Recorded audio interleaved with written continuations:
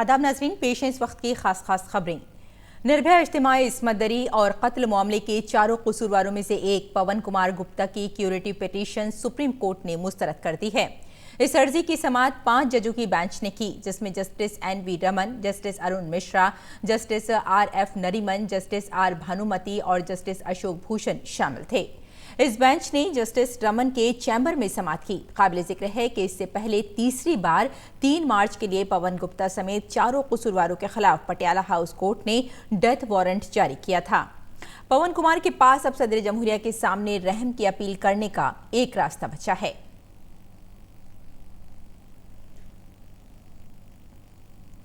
Supreme court ने जम्मू कश्मीर से दफा 370 के ज्यादातर इल्तिजामात को मनसूख किए जाने को चैलेंज करने वाली अर्जियों पर समाअत की। सुप्रीम कोर्ट ने समाअत के बाद कहा कि आर्टिकल 370 का मामला बड़ी बेंच को सौंपा नहीं जाएगा। दिल्ली में कल तकरीबन पूरी रात अफवाहों का दौर चला। इस दरमियान दिल्ली पुलिस ने लोगों से अपील की है कि वो अफवाहों पर ध्यान न दें और वो अपने इलाकों में अमन और भाईचारा बरकरार रखें। पुलिस ने दिल्ली के किसी भी इलाके में तशद्दुद की खबरों को मुस्तरद किया है। दिल्ली पुलिस के तर्जुमान MS रंधावा ने कहा कि दिल्ली में सूरत हाल मामूल पर है और सीनियर अफसरान हालात पर नजर रखे हुए हैं। इसी दरमियान दिल्ली पुलिस के कुछ अफसरान ने लोगों के दरमियान जाकर उन्हें अफवाहों से बचने का मशवरा दिया। पुलिस अफसरान ने लोगों से कहा कि वो मुतमईन रहें कि पुलिस उनकी सिक्योरिटी के लिए तैयार है। उन्होंने कहा कि अफवाह फैलाने वालों के खिलाफ सख्त कार्रवाई की जाएगी।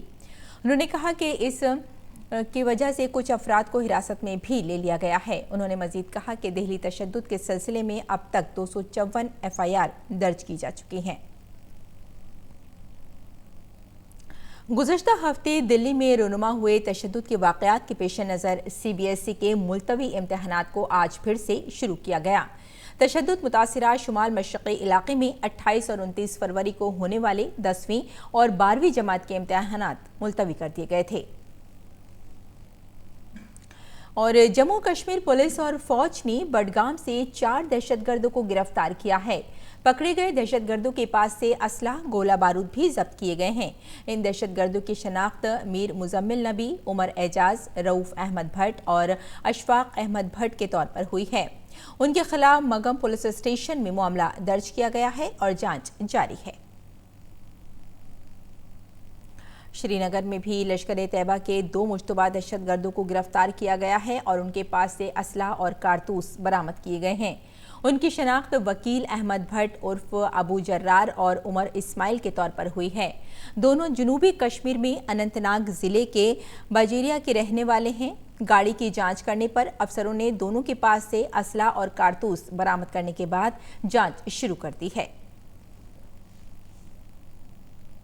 उमूर खारजा के मरकजी वजीर S. J. शंकर ने कहा कि गुज़श्ता कुछ बरसों में भारत ने अवामी मंजरनामे पर अपनी बढ़ती हुई सलाहियत का लोहा मनवाया है। तरक्की पजीर भारत के कई बड़े फैसलों में इनकलाबी तब्दीली भी वाज़ेह है। सेंटर फॉर पॉलिसी रिसर्च मुबाहिसा 2020 के दौरान वजीर खारजा ने कहा कि भारत हमेशा से ही दहशतगर्दी के खिलाफ जारी मुहिम में पूरी दुनिया के साथ शाना बशाना खड़ा है।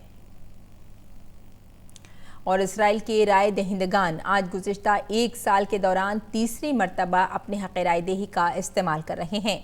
गुज़श्ता बरस अप्रैल और सितंबर में इंतखाबी नताइज से कोई हल सामने नहीं आ पाया था। ऐसी क़यास आराइयाँ हैं कि बाएं बाजू के रहनुमा नेतन्याहू और एतदाल पसंद बेनिकेटिस के दरमियान सख्त मुकाबला आ रही है, जबकि इस मरतबा भी साबिक़ा इंतखाबी नताइज का क़यास किया जा रहा है।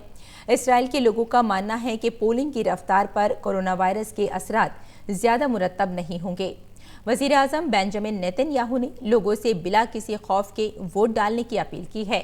मरकजी इंतखाबी कमेटी ने कोरोना वायरस से मुतासिर सैकड़ों मुश्तबा राय दहिंदगान के लिए खुसूसी पोलिंग मराकज़ कायम किए हैं।